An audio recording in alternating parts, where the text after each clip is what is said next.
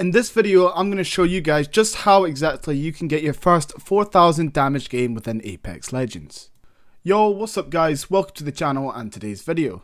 So we have a guide for you guys today on how you can achieve your first 4k damage badge in Apex Legends and be able to flex that juicy double hammer badge to all of your friends in Apex Legends. Now, we have a lot of points to go over today, so to make it as easy as possible for you guys to follow, I've added chapters to the video. So you can slide across to a section of the video based on your skills and weaknesses, and here are the tips I have to offer.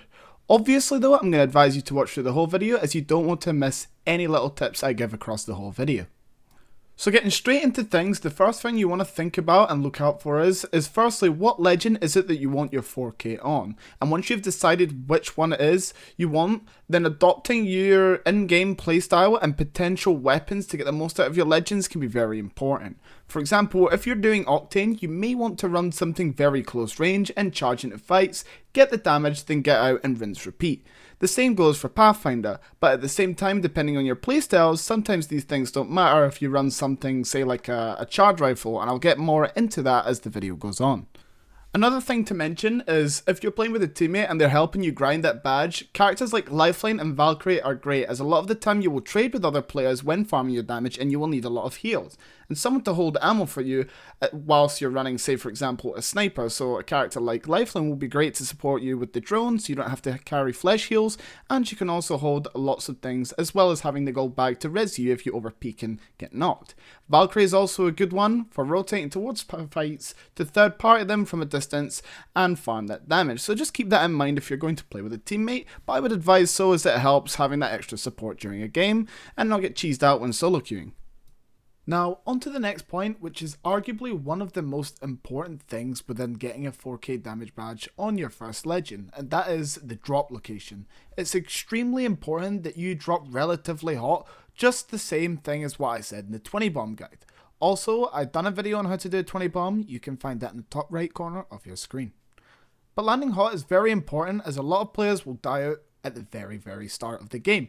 And you want to be the one doing all the killing, but not only that, when you knock these players, you have the opportunity to finish. And this finish gives you an extra 100 damage. So early game, if you get anywhere from, let's say, 3 to 6 kills, every player that you kill is going to be anywhere from 100 to 300 damage, depending on their loot off the start, if they get a lucky purple and you kill them.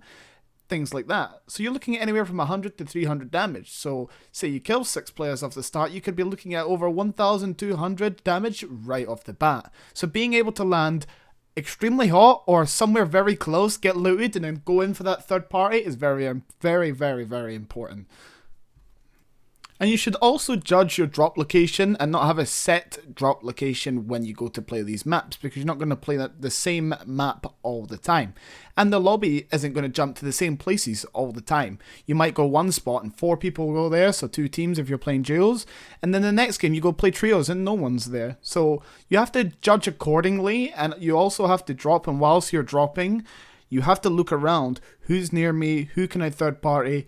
Who's in the next POI once I finish killing everyone here and farming everyone here, etc, etc. So the drop location is very important, and you have to sort of get your preset of where you think you would like to land and the usual hotspots that you know are very hot and full of players right off the bat, but then also look at your rotations and where you can get more damage after you're done dealing with the guys off the start.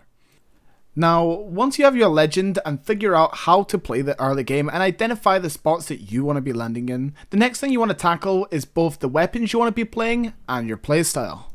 Some great weapons for farming the damage badge would be the R301, the Flatline, the EVA 8 shotgun, the L-Star, the G7 Scout, the Longbow, and the charge rifle. And of course, all of the heirloom weapons that are in the care packages you should be going for as well. Things like the triple take are great for farming damage, great for poking, and not too bad if you really have to use it at close range. The alternator is great for close range fights to do quick damage and get out, and the same for the Spitfire at mid range.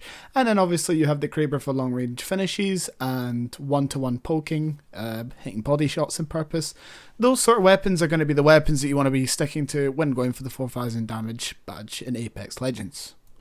Now me, personally, I would always be looking for a close range SMG, especially in the early game like the R99 or the R301, as I trust myself using it at close range, and then taking something like the charge rifle as my long range weapon, so when you get to end game, you have something to farm those mid game and end game players when they come around. Now of course your playstyle and weapons will change based on the map that you play, and the legend that you play, and what you're given off spawn, and these are things that you're going to have to deal with and practice on when you're going for the 4K badge, because I guarantee you, unless you're very good at the game, you probably won't get it first try, but hopefully with these tips, some of you guys can get it first try, and you can drop a comment if you do manage to get it first try. Another point to look out for, maps like Olympus are going to benefit longer range weapon loadouts like the 301, like the charge rifle, things like this, and better movement legends like Octane, like Valkyrie and Pathfinder. And maps like Kings Canyon, for most spots, will require an SMG paired with something like a DMR.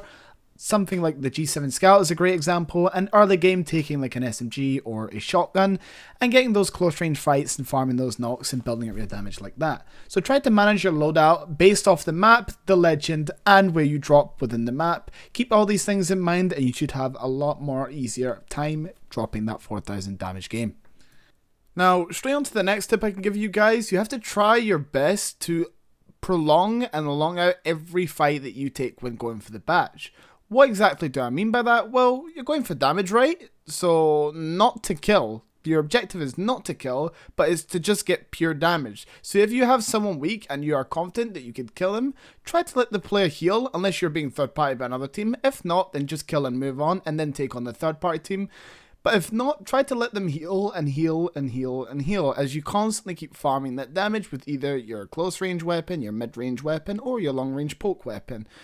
This damage that starts off as maybe 200 damage, say they have purple shield and you get them really weak, can easily turn into double that damage once they full heal. And then if you finish them or let them heal up again, you could be looking at upwards of 400 to 600 damage. With the knock, you could be looking at close to 700 damage of one player. And if they have a lifeline in their team constantly feeding them heals, you may be able to get even more. Being able to prolong and procrastinate fights within Apex and going for the badge whilst prolonging a lot of these fights is going to bring you a lot of success. And if you can do that effectively with smart positioning as well as the right kit and weapons, you're going to have a lot more success going for those badges. So try to play it slow where you can. Obviously sometimes you need to play fast and you're looking to get kills and you're looking to be effective and get those knock kills, but that's more for the early game. When you get to the mid to end game, you have to be procrastinating those fights, because if you don't, you're not going to get that damage. So that's one of the last tips that I have for you guys. Try to prolong your fights and be very, very confident when doing so. The last tip I want to give you guys is to be greedy, but never too greedy. Always play your life and make sure you're able to get to the end game and have a chance at dropping that high damage game you're looking for. Think about it.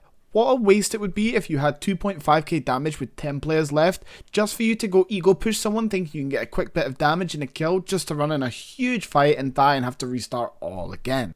Doing things like this will simply not get you towards your goal of hitting that badge. Your goal is to stay alive and get as much damage in the process. So be careful once you reach the end game, and it's not always about winning either. You do not need to win. If you're facing the last squad and you have 3000 damage, your objective simply is to farm the damage before you kill, so keep that in mind.